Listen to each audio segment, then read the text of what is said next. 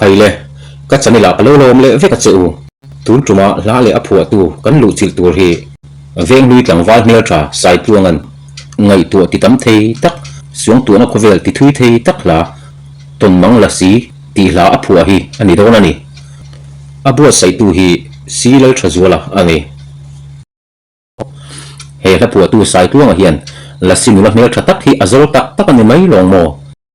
ala thu kal phung le ngai nam chung chuang tak mai hi la sin la mel tha tak zuna oi tan lo chuan aphu thei do ne mani le thil thang tak tak pu chuan la ang e mai ti ngai dan siam tat an tam hle ni a om view reng mai he la hi chu afu e ma ing stay sa po sa ila a om vel vek mai ni min competition stay sa po sa se a om em ma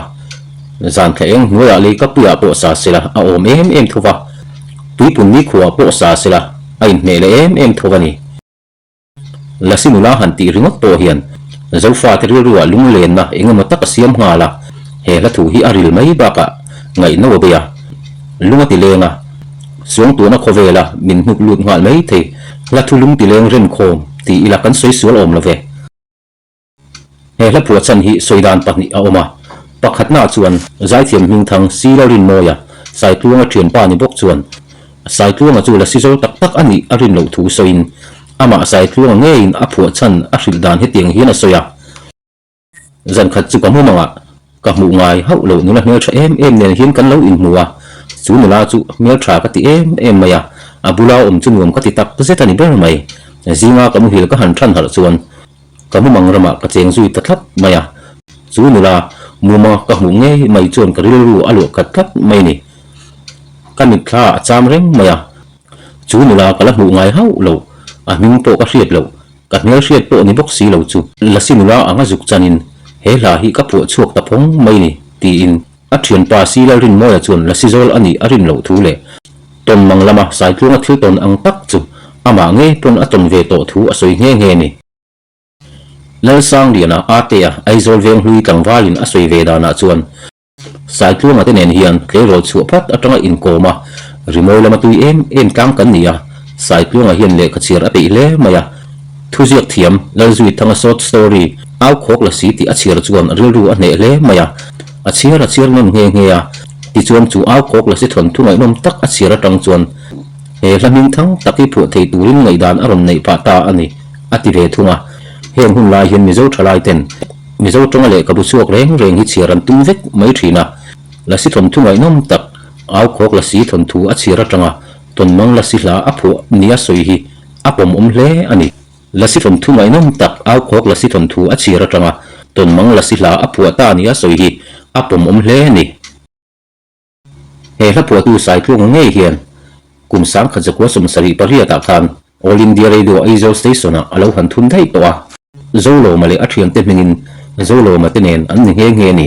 zolo male athiam te tia hian azai tu der a vocalist ania la pali ve lai chu zolo male athiam te ti min puin aizo radio station a hian an thun ani hetia zolo male athiam te min invu a radio an han thun hu re vak lova zai thiam lar tak silarin moyan han thun vele in silarin moya hi hela tilar tu bura soita ila thudik soi kan nge yang le silarin moya hian ni som pasari thlasom sang kha jakwa som sari pariata aizo radio station a han ri ko ta ni som ni thlasom sang kha jakwa som sari pariata ti chu ani all india radio aizo kal tanga zoram dum le wang a fan chu pui huwa audio album ton mang la si ti chuan a han chu chu hi le a silarin moya audio album masaber ton mang la si ti hi kum sang kha jakwa som rin pania ti chu ani nge a ahun lai chuan mizo audio album lo tling ber le lar ber polani ahun lai chuan mizo audio album lo tling ber le lar ber polani radio tanga silarin moyan a hla lo saklar to hote ada khomna album ani wangin mi ten an ngai na in an hnutle ni he la pu tu sai tlunga hi kum sang kha jakwa som sari parit khan fam kho pui tu la lai tu leng turin he ko vel hi lo chu asam to a dam rei dewatan awahan om tak em ton mang la si ti ba ka nam ro hluking phak la dang hi mi zo hla hian atam lem lo hle maya la thluk changkang zo fa te rilrem zong le lung le na thlo bo san chuang si lo kum sang kha jakwa som sari vel dai to a tlangwal kum som ni pakhat mi lek phu chu atan chuan he la zet thi chu avarilin awahan thuk tak em ani le o sai tluanga hla phua ton mang la si ti la chu in ngai thatiang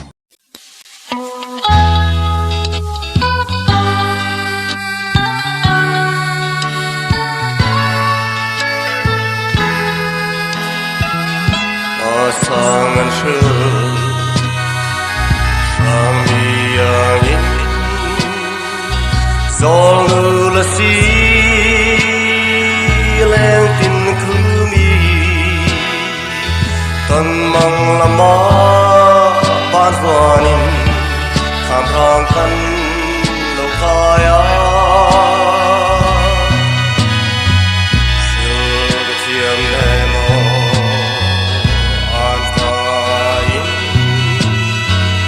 I feel vule ting sirpa har kai thapui eng poin isak fel yang zolo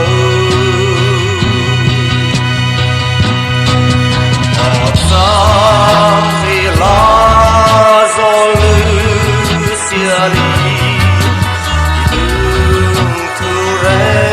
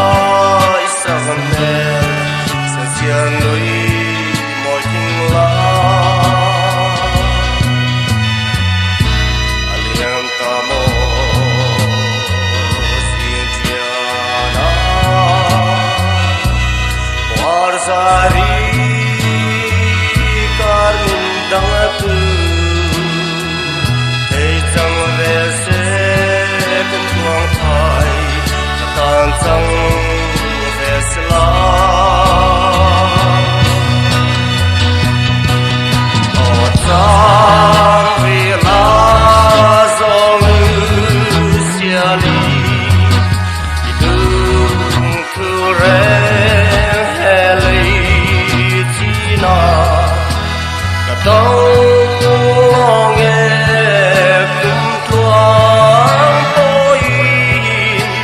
Yeli haradon nghe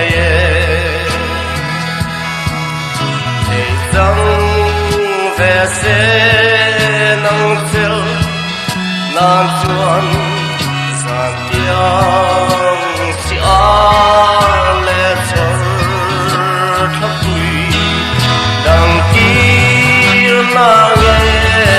và chừng xa ngã tông mang tí xây tu răng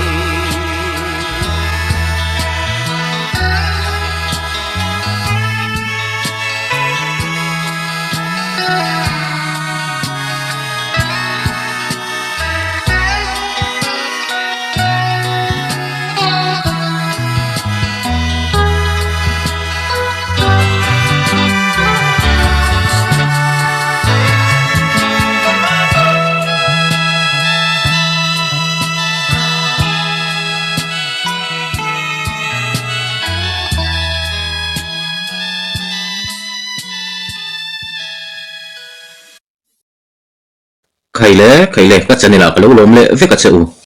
tun tuma hla le phua tu kan lu chil tur hi avamak em ti hla HC la sang lu ra phua kha ani do na ni abu sai tu hi silal thazuala ani e kan pi pu te thon thua chuan la phua thiam hing thang pi mo ki kha thang thau te la phua ve tur alo phua zo sak vek mayang ti an hlo wangin anung chunga phum nia soyania amai ro chu la hi phua zo ngot chu alo har viu do na ni hi pi mo ki zamwal liam nuwa la phua thiam ro pi tak tak an ron pianga zo fa te ti him tu le oi ke tu mi zo literature ti masong tu an ron piang chu zela tu lai thang thar la phua thiam ro pi tak tak zinga po HC la sang lu ra hi zo ri moi huanga a tho hlok dal por chu ani chiang mai zo ri moi par ti vul tu le ti buk tu te zinga chial tel ani reng tong HC la sang lu ra hian la za vel a phua to a audio album pathum siam to in te ulo mai ka vangai don che em ti le alo mak thei nge mai ti audio album te hi siam to a music video hi som ni vel a siam to bokani HC la sang lu ra hi sila rin moya te lanin moya valte te ang thova la phua thiam le zai thiam ani kop ka wang hian a bo rok ken tel hi alien ve hrim hrim boka la phua reng reng a thu khan siam velan guitar mang tam bera tin keyboard po mang thin bokani ama la phua nge te lo mai ti la wanga mizo nu pi te hriat lo HC la sang lu ra hi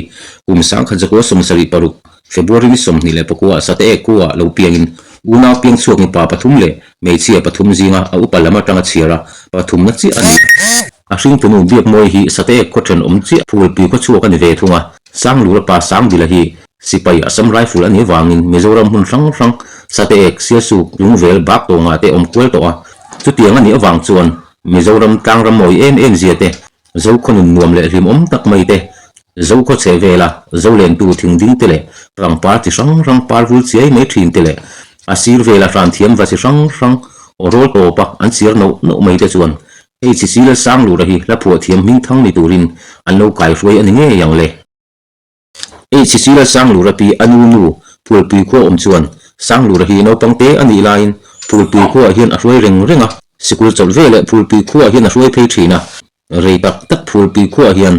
a pi bula hun a khoral thina zo khunum nuam le thiam thim tak po a chiang tok veu nge yang a pi hian dut muna te mi zo thon thungai nom tak te a hril thina zol pala le tual vungi chanchin te a hril thin ba ka phul pi khomoi tak chung chi a tang dung moi em mai tual vungi pasal zol pala than lunga te hruain zol pala than te chu en pu thin bokani sang lu ra hian la phua reng rengin a thu ain a thuk anei masa thina a ril ruwa a thuk a ron piang masa phota a thuk a chun a thu a bel le thina ni a hlar tak ama nge na saklar te hi PB lian minga siam ani tlang pu boka zo ri moi jingkong a zo chu tran na hi high school zirlai senior department a om lai atangin ni pui ma zai tan ani ama la phu nge te ulo mai ti aron saka tangin mizo mi pazai thiam lar ber pola aron invor chho ani ber mai sang lu ra hian leng zem la thatak tak a phu tam le a chung ala phu zinga ro po avamak em ti la kher hi chu a tha chung chuang ngot mai angai thatu te ru ruwa po tanna ber ani hialang he hlamoi dang dai tak mai le la thu moi em mai ngai no bei boxi a thuk moi dang lam boxi mizo mei chai thiam lar zinga a ber kai pani la rin ti kiang te le langyang pui to chong ten an han salar le ngala a hun lai na ka chuan avamak em ti la ba ka hlalar hi mizo reng zem la hian om bik chuang lovang langyang pui to chong le la rin ti kiang te in an sakdan la thu adan threta wangin in hian na po om de phat ani kha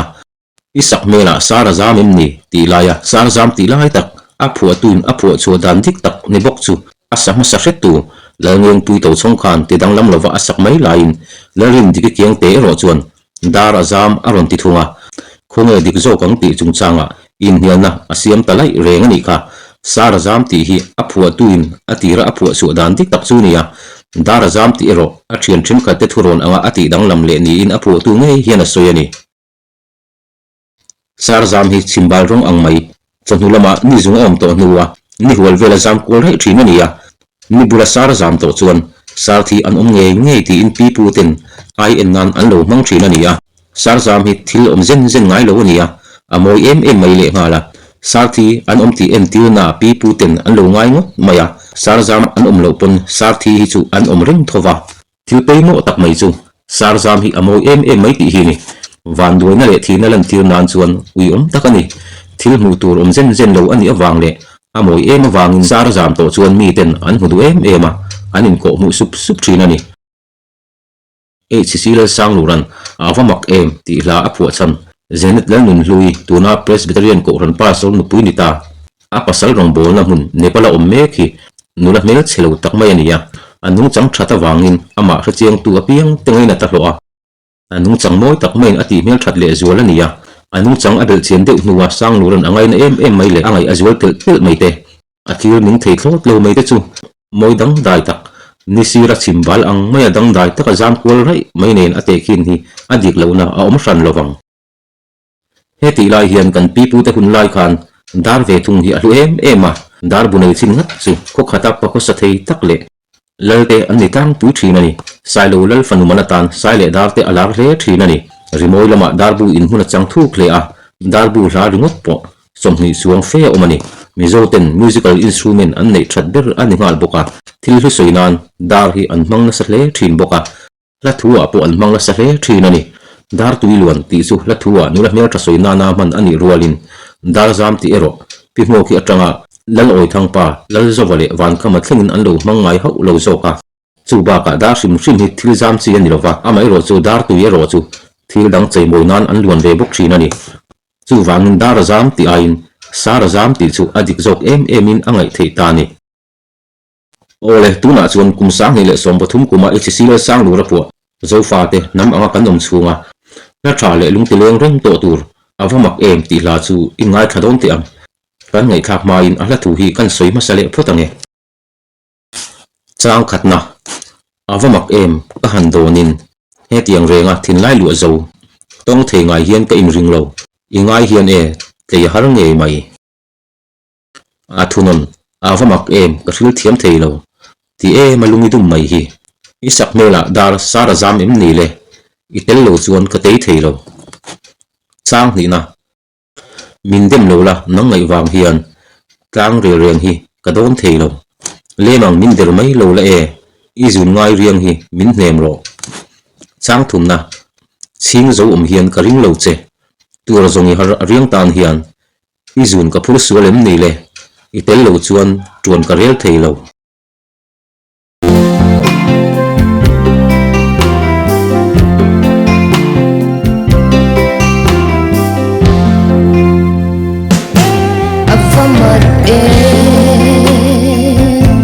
Kahandoni hetiang renga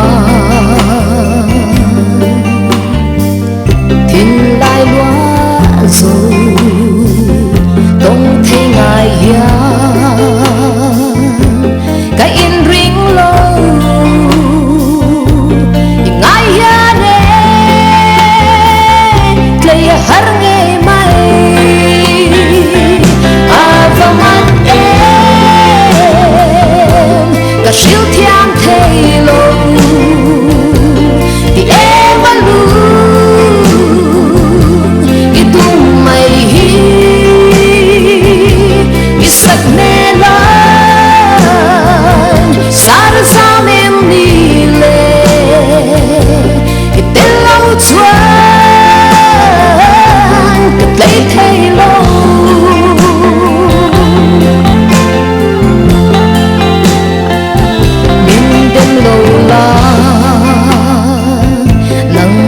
vang hian tlang rel reng hi ka ton thei lo le mang min der mai lo la izun ngai riang hi min nem ro avamak ka shil thiam thei lo ti evalu i tum mai hi isak ne lan sar zamem ni le i telau chuan ka play thei lo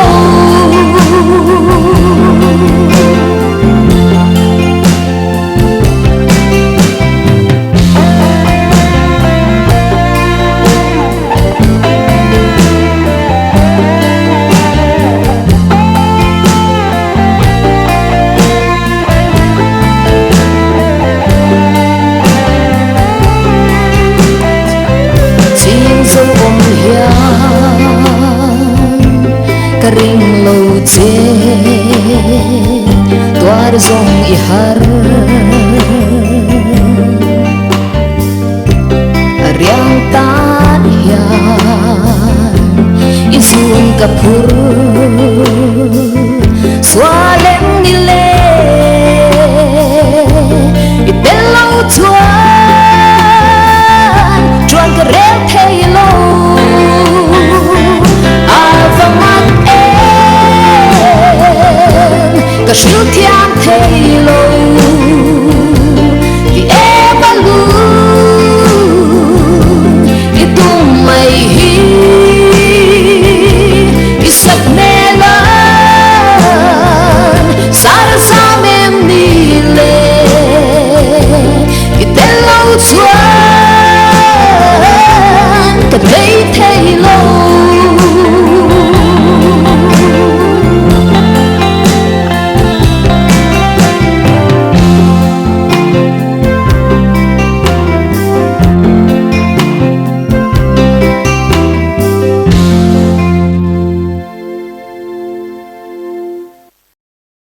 ole ka chanela ka lo lom le ve ka cheu tun truma hla le aphua tu kan lu chil tur chu Lalremruata la phua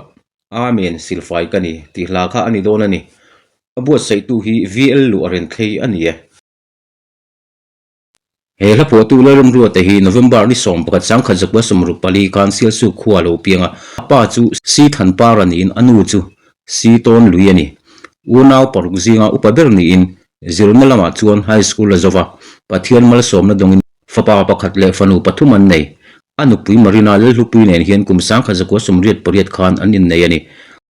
anupui hi anuna poimo hle maya kovel lama atlan lai po a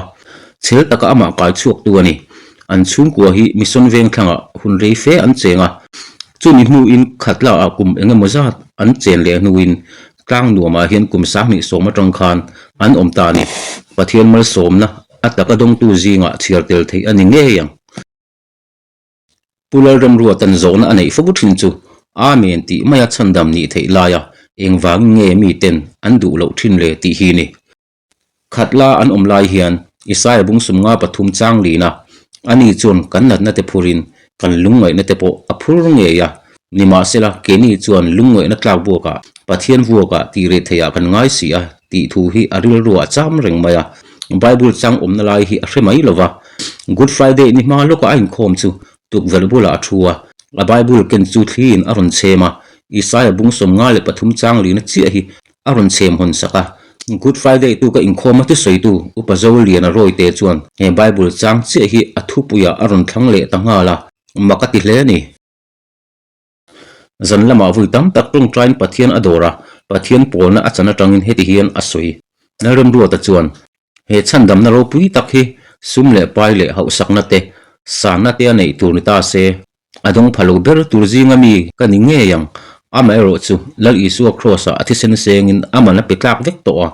chu thole nun chu inun ani ati chu amen lo pek mai chu dam na tlinga lo ni si ti in Bible chang chir chu pathian in hla apek na tur lo ni reng maya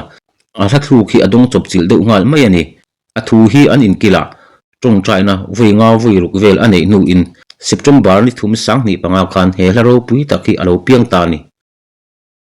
tin thil mak ve tak mai chu anupui hian ala phu reng rengin amoi emo moi lo emo ti emo hian a comment sangai lova hemi zana mi hi chu then om ko veng te mai zana wangin pindan rila zan rei tak thlenga siamania jing an han tho chuan anupui chuan ni zana ihla siam chuan min timur sung sung theialom mole alo ti ve tlatani he hla sak chuana masaber chu evan ram lian ale atim ten tui kol ko rana camping follow up an nei tumin zai turin an soma chumi tum chuan ka hlapu tharber hlarua tham lo kan sa ange a music track po ala nei lova holo guitar nen chi kan sa ange ti in he hla an sa chu milim hole ko ran zinga mi tam tak chu lam tu la anun ka chuk ta sup sup maya in khom ban chuan tharau lama apa arlian zola khatla chuan enga tinge ka phui ti pathian pek che ni kha ti ina kam khata chuta tang chuan he hla hi ka phu atingam talawani he hlatil ti theina hi tam tak soi tur oma kevung cancer drugs addicted an ngai thla ka tang ringot po in dam na an changa amen lo ti mai hi chatuan damna ni ti po asoi lang tha hle ni he hla hi ama po hian moi atia han phua bela tum ya na in pathian in mi ta ta na to ka ti ani ang chu he ti zong hi ani ta ni mi in an du chuan an sanon zel mayang chu ati ta ni hla hi chang zatam tak po phu ani ma se kan thin lung hi engemot taka kar hon na ni lo chuan omzia ani chuang si lo chung ko tin mai hian pathian le ka bu thiang lim pani pathum an kol thau chung hian amen kan ti thei mai bok si lo ti ina ngai tu ani he hla salar tu chu ama Lalremruata hi ni in he hla hi vo in thlengin camping a speaker ten somna siam nan an man lar sak zinga ala tel reng ani ole tuna chuan Lalremruata hla phua amen silfai kani ti hla chu in ngai thlateng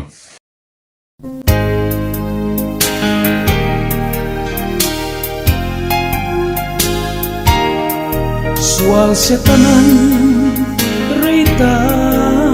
min lo za ngai na ka hung ve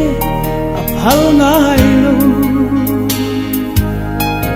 apar chun chum ka ta na flep min mai tir fam chan khenga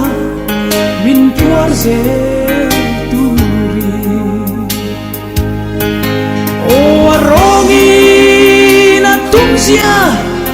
cavallo frelorie cross di sena silfai cani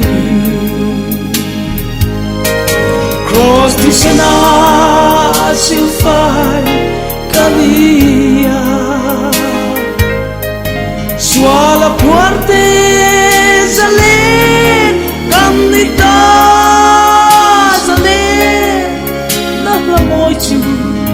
karan ve thôi he ti mai hiam cham dam kania amen kanun hui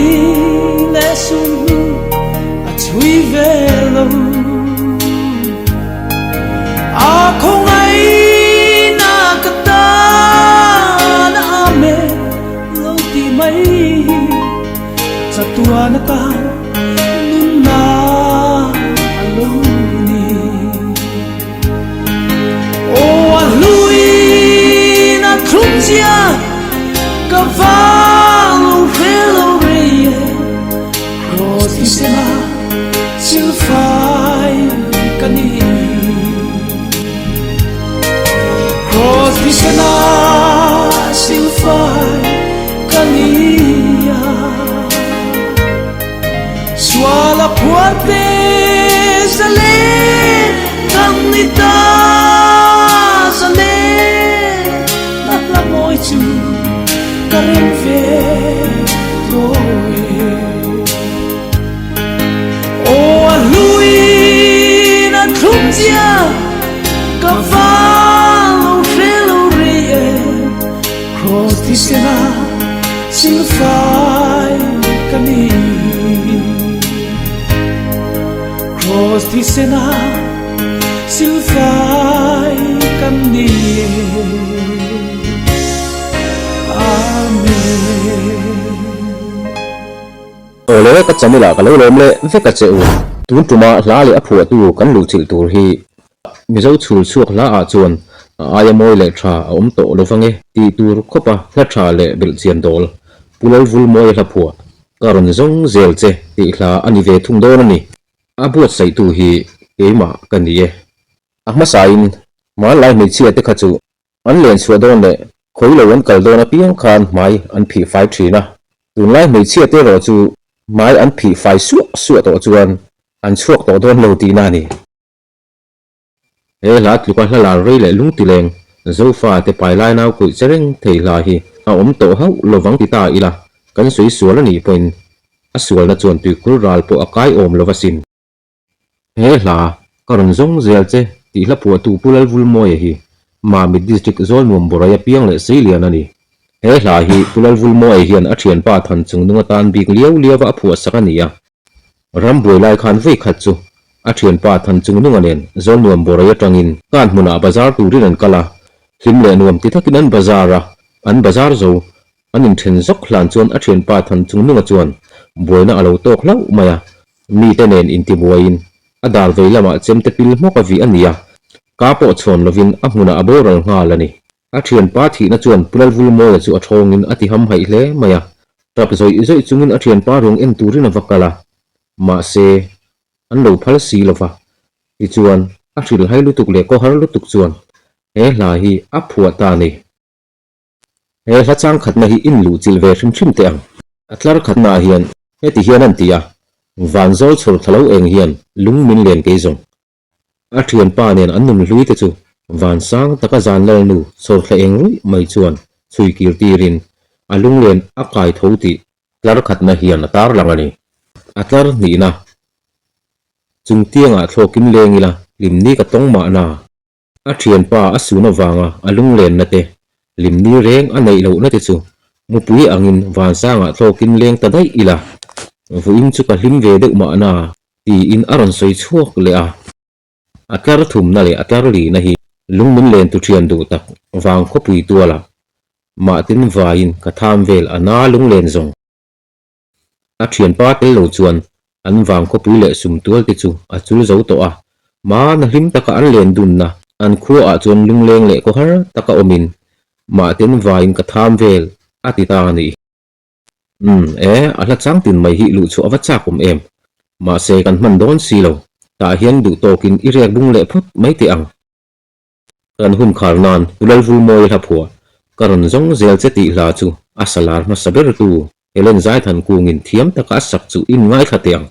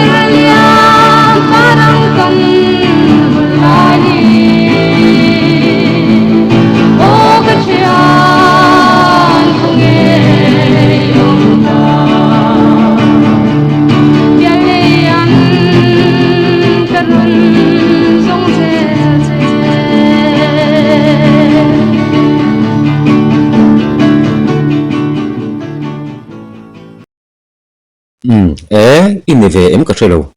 cái chung lá ngày khác lại khan phua tu phua chân nền cà phê là cả mur sung sung thế hết là hi cần nấu pan lain cần roll uzok te chuan an sana sa thei em à lu ka puya te zan kha eng noya an au pui rong mai ni kum tam tak liam nuwa he la lo pian chu chan ria kan ngai khale zet chu min ne khop mai ole tunga tan chuan ka ti song kan re pot mai sela subscriber le viewer te ka channel hi milo hlut sak zel turin ka nge na chau khaile ka channel ka lo lom le ve ka chau subscriber te le viewer te ni le zan man nuam vek ule ole tun truma la le aphu tu kan lu chil tur hi ngain kala ron zong zel che ti la lalvul moya phua ani le don ani lung he ra kian zai re lo hiane I thai koi thu di nga kanua me an kanem ten min lan vela nang ngai tra ka bang thei si lo kha la kha ni don ani kan hre thei mai ang chu mo he la hi kum sang kha zakwa sumriat pahnia pulal vul moya na phuania he la a phu chan chu klei rol kum som paruk mi mel tha le mit meng moi zet mai chu tongin azuna a woi ta thlat maya ma se an kumain thavin an len lai arol si lova run mun an leng dun thei don lo ti chu reng ma se a thei ngil thei si lova rem don lo ma se arem ve ni tur aron in her chuak mil ma na ti in be se na in alo nga hak renga ma se nga chuat tik ni reng om tak si lo awangin he hlamang hian a hmangai na lam tluang bum bo zet chu apuang chuak ta ani he hla thu han ngai thak wang hian pulal vul moyan mangai na zin kong bum bo tak a zo dan le chu mangai na zun chu aphur chu zo si lo awanga mangai tu tor na nat zia chu apo chuak chiang hle ni pulal vul moya hi thu le hlalama tho lok tak le miril tak ani ngot lova promoter ro pui tak ani telani zo fa te zinga la phua thiam le zai thiam sakming dai to ngai reng lo tur pulal lian moya pa chu kha anau pan la ya tanga pulal vul moya kai hruai le cher chu ania mizo me che zinga zai thiam lama ma hruai tu PH lalrin ki mi po kha pulal vul moya pum chuak ani bokani he tiang khopa mi ro pui hi choi moina no pui dom tir tlak chu awani em he la hi kum sang khat zakwa somriat pahnia piang ma ni se vuin thleng mai hian ala chuai thei lova kan generation mil zela zai thiam larten an cover zel mai hian he la that zia le hlut zia hi ati chiang hle ni he la lo sa to tu te chu pakhatna Helen Zaithankungi pahni na h zo sang liani pathumna blue corn palina dalngeng pui to chong pangana Richarda nun kimi parukna zoremi zote mar pasarina esthir namte te anni khaile tuna chuan pulal vul moya hlapua ngain kalaron zong zel che ti hla chu in ngai thatiang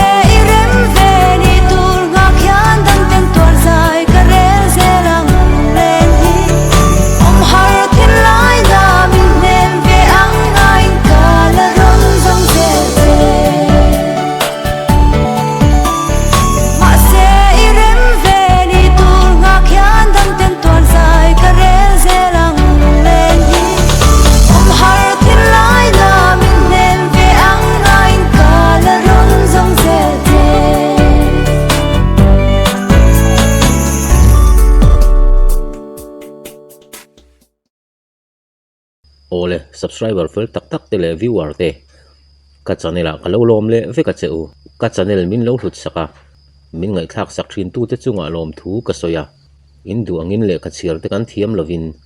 ngai thak a hri om mai theya maro chu kan phak to ka do thei taka min lo ngai thak sak zel turin in khongai na kan nge na ni e tun truma la le a phu tu te kan bi tur hi CR sing sang somsari ti hla ma tlana phu kha ani don ani abuat sei tu hi te di kha chong thu ani e he hla hi chaktiang rimoi CTR ben member ma tlana phu ania kum sang kha zakwa som ko pasaria a phu ani kum sang ni pakhata CTR ben hian an salar chawa phaila male khazir nula vai kop tamai ho khati lai khan soi an om le zau thina chung mi te awanga aril runa deuh chuan vadem zonga phu khum kha matana hian tha in a resi lova mizo mi paten mizo nula te kan ngai san zia ti lan nan a fak zong in a phu ta ringot ani an nuwa champhai nura mel trafel boxi a phu chan tel ta poka he hla hian phu chan bahni ani ti na ni chu achang khat le athunon hi relo te chungina phu zo dera a thian te bula a sachina an lo tui pui hlom phiana achang ni na hi a thian pa sang puya kus puya nena i phu theyangim ati china azana aron phu tamaya mata na chuan a thathi atia atar toblam a phu bel hleka an ring tlang tamaya ni ti chuan he hla hi ni chungin an phu zo derani a hla thlu khi chu mata na gitar pir atanga a thluk lo kalania amoi dang dai hle in ka hria CTR hian kumsang ni pakhata album darmani an siama an bena hrui thum per tu studio True Brother studio champhaya an record ani CTR ben member te chu heng mi te hi an ni manager sap sailala sumvong tu Johnny lal than moya keyboard Lalremruata guitarist John Nalding liana le P Van Sang liana bass guitar Sil ro siama drummer Joseph lal thang moya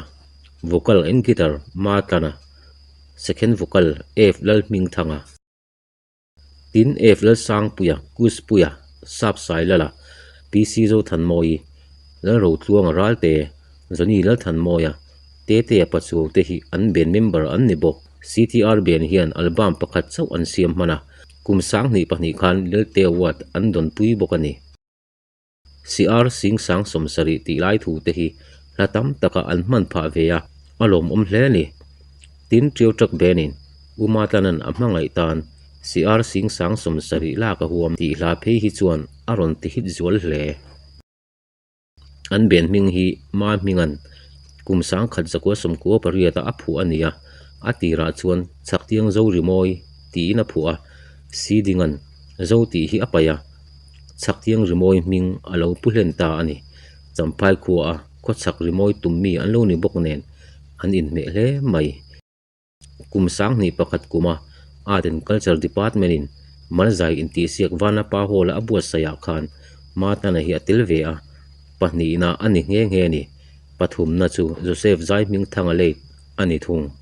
hemi tum hian Joseph zo ku ngale van lu puiten an jats nge nge a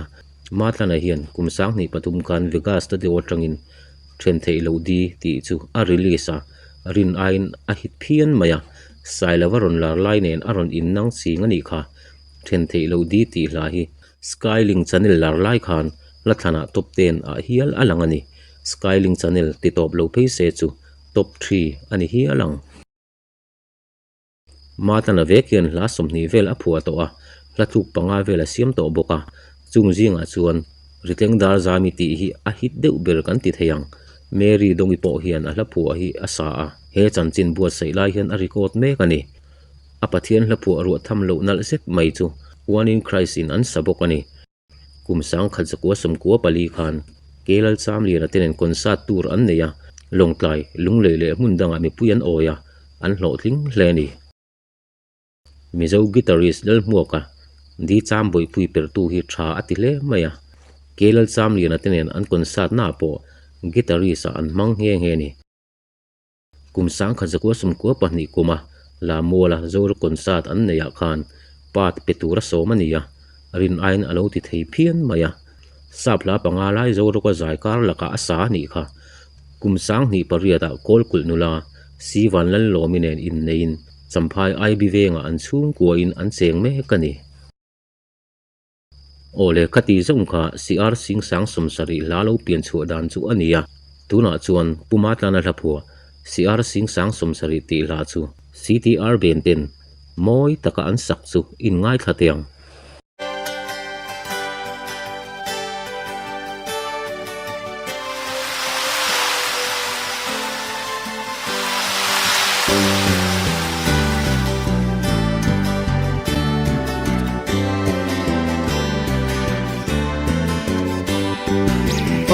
lung ti oi ti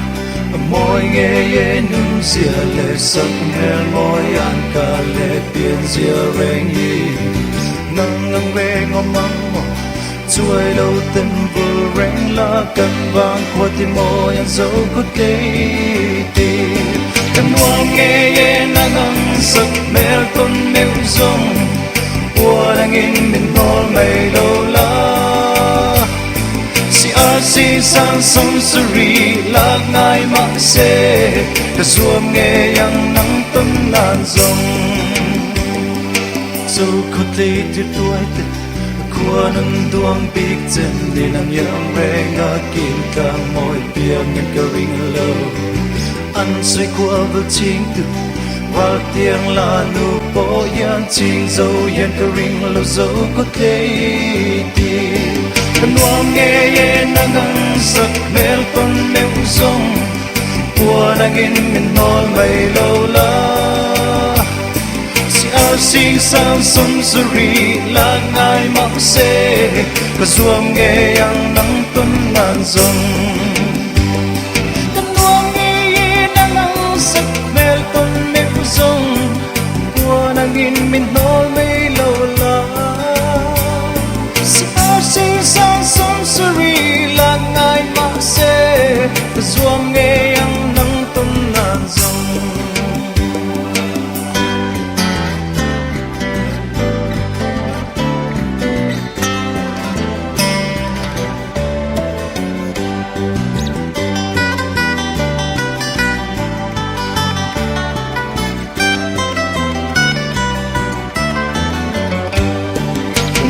nghe ye nang ang sak mel ton meu zong qua nang in min hol mai lo la si ar sing sang som suri la ngai ma se zuam nghe yang nang ton nan zong so ko tle ti tuai qua nang duang big chen ni nang yang re nga kim kang moi piang ngan ka ring lo ăn say khoa vil ching và tiếng là nu po yang ching dâu yang ka ring lo dâu có te ti kan wang nghe ye nang ang sak mel ton meu zong qua nang in min hol mai lo la si ar sing sang som suri la ngai mang se zuam nghe yang nang ton nan zong sak mel ton meu zong qua nang in min hol mai lo la si ar sing sang som suri la ngai ma se zuam nghe yang nang ton nan zong quan ruat ti ton ma lo zong kia ngoi in liam mai lo la nang nang re ngom mang chuai lo ten bu reng la kan vang ko ti moya zo ko te ki